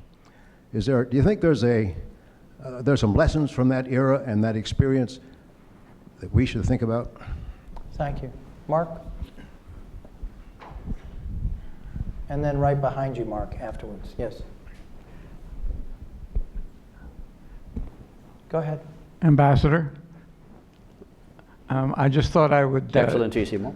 First share Steve's comments about your distinguished career and how much we all respect you.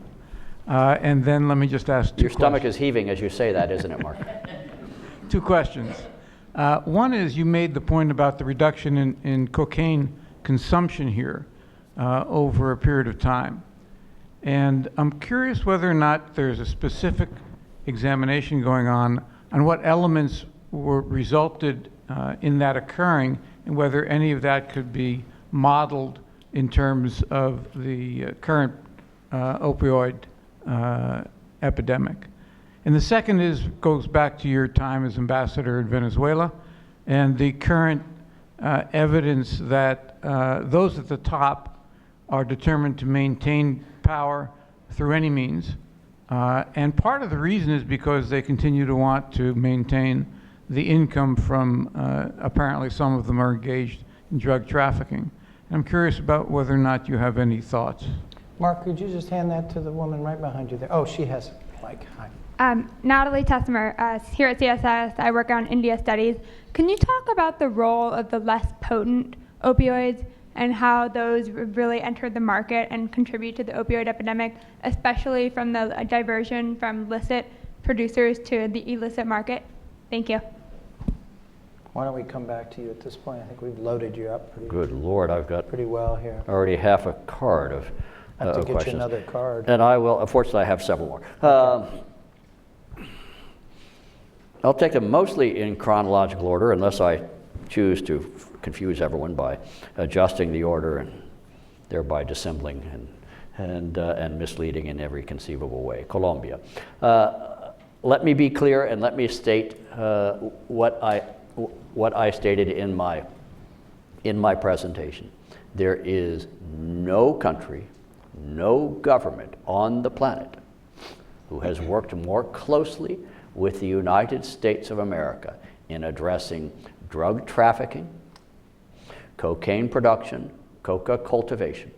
There is no country that has paid a higher price in terms of deaths and in terms of treasure its economy in this fight.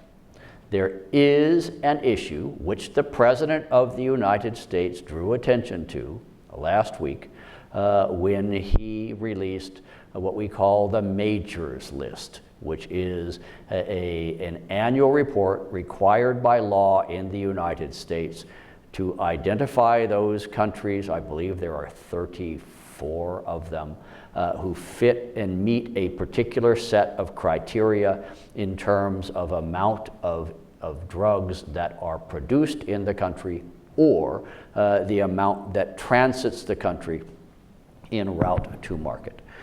The President was identifying an area that requires more cooperation and work between the governments of Colombia and the United States of America.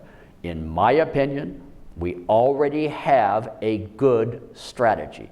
It has been worked out over the last March to February to now, over the last 7 months between the Colombian and the U.S. governments to deal with that reality. I will allow others wiser than me to argue as to how we got into this situation. Frankly, from my perspective, it's irrelevant. We are dealing with the reality that currently exists. Is there more coca being cultivated and cocaine being produced in Colombia today than in 2013? Yes, there is. Is the Colombian government behaving in a courageous and an effective way to address this reality? Yes, it is. And will they have any closer partner in the entire world to address this issue than the United States of America? No, they will not, because we are now, as we have been since the year 2000 and the beginning of Plan Colombia, partners, allies, and friends on this issue. I could speak it in Spanish, but too bad, you're just going to have to translate it as you report this back to Colombia. The kind of an interesting psychological question, Doctor, in terms of how we interpret kind of the American collective mindset shifting from kind of an open approach to the use of drugs, drugs as a positive element in our society, our culture, to a perception of drugs as a problem. I mean, I think you're right. To a certain extent, I mean, we'll allow the historians to make a determination as to what drove it. Was it the introduction of people who were driven more by economic gain rather than by the social or the greater good, which tended to change the mindset and, in addition, open an area for criminal activity as opposed to what was, until that time, more traditional activity? It could be that. Could it be that drugs had become just increasingly potent, that what a pharmacist was producing at the turn of the 20th century is very different from what they're producing at the turn of the 21st century? That might be part of it. Could it be a kind of a larger socioeconomic issue? Might be. I'm not the one to make that determination, but I do kind of agree with you that the perception of drugs, I mean, writ large, I'm not talking about cocaine specifically or heroin, but the concept of drugs as a positive feature, something, I'm sure when my parents were kids, that was a long time ago, in the 1920s and the 1930s, they kind of grew up thinking drugs is part of the solution.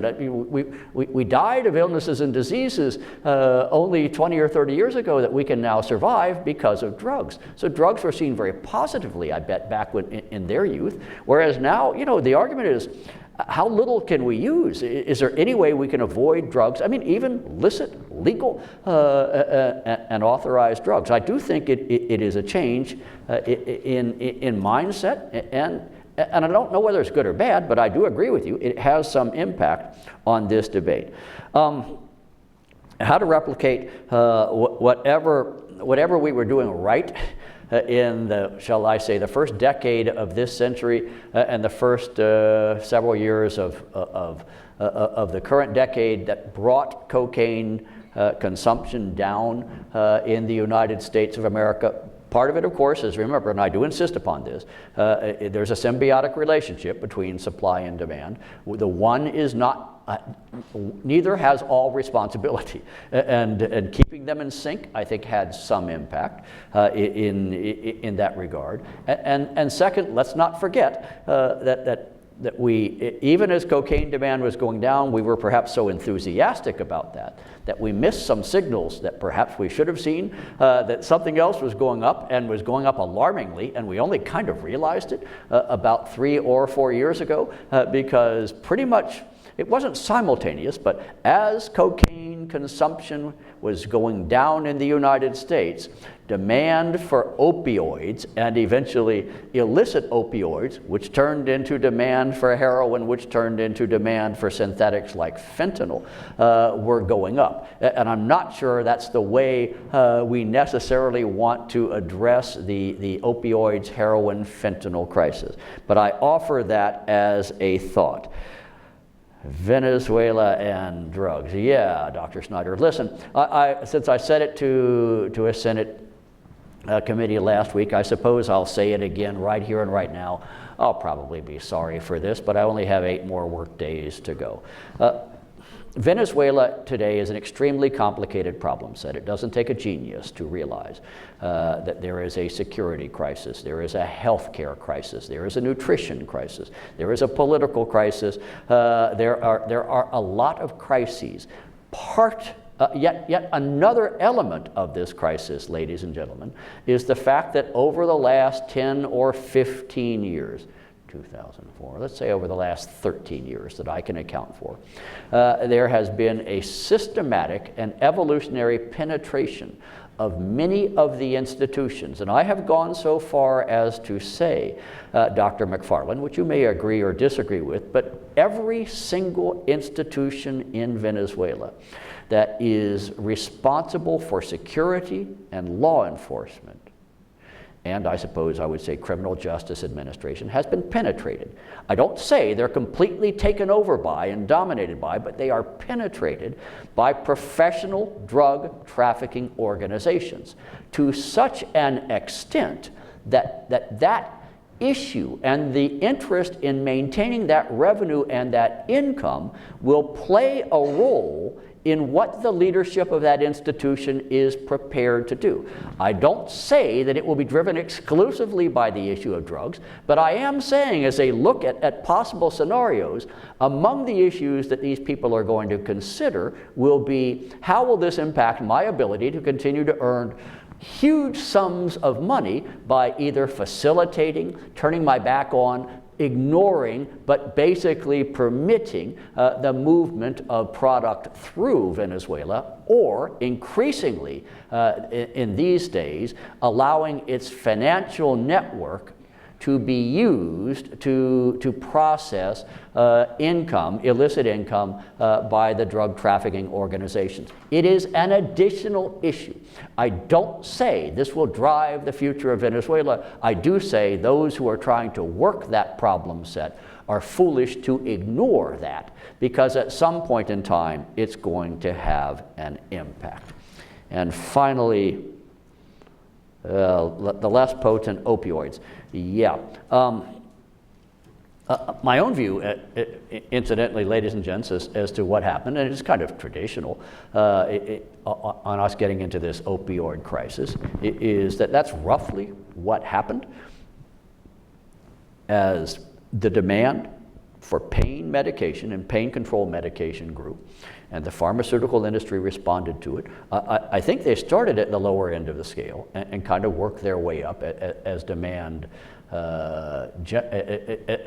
grew for the product.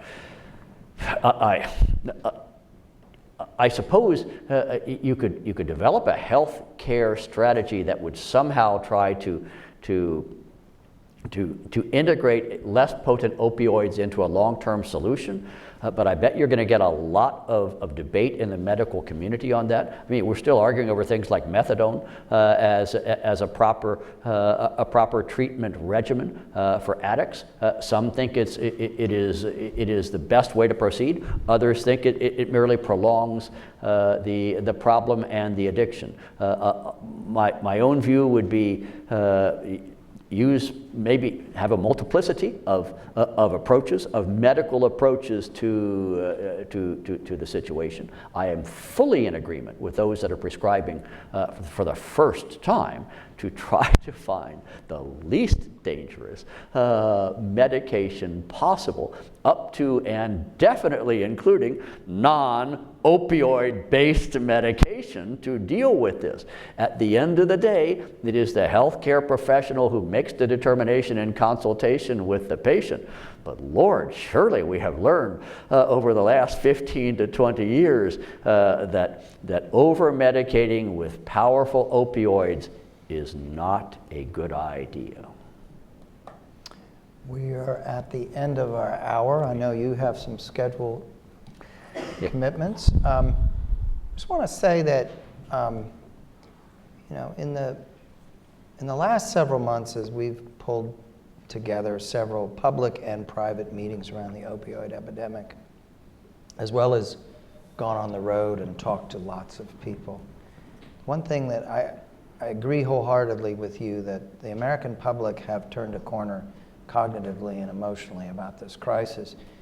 Another thing that comes across is the level of mobilization of U.S. institutions, federal as well as state and local, that have turned to this problem. We aren't at solutions yet. We haven't turned this epidemic, we haven't bent the arc of it yet. But I do take hope from the fact that we have the alarm is off, and there is the alarm out there, and people are responding to this in an amazing way. But back to you, because this is really meant to be an opportunity to celebrate the end of a remarkable career and offer you the chance to share with us your thoughts. I want to thank you for your service to the country. I want to thank you for the generosity you've shown CSIS over many years. And I wish you the best, and I certainly hope you'll stay connected with us, because there's lots of opportunity, as many of my colleagues in this room can attest to, and desire to keep you connected with us. So congratulations on such a remarkable career. Enjoy those last 8 days.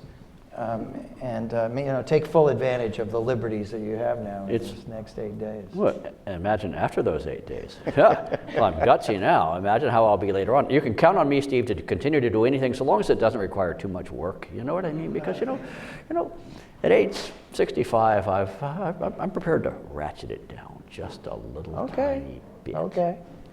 Well, I think the book's coming, ladies and gents, but don't go to the bookstore to buy it yet, because not only is it not yet finished, it's not yet started. But someday that book will be there. And I make this commitment to everyone in this room. If you buy the hardback at full price, I will give you an inscription.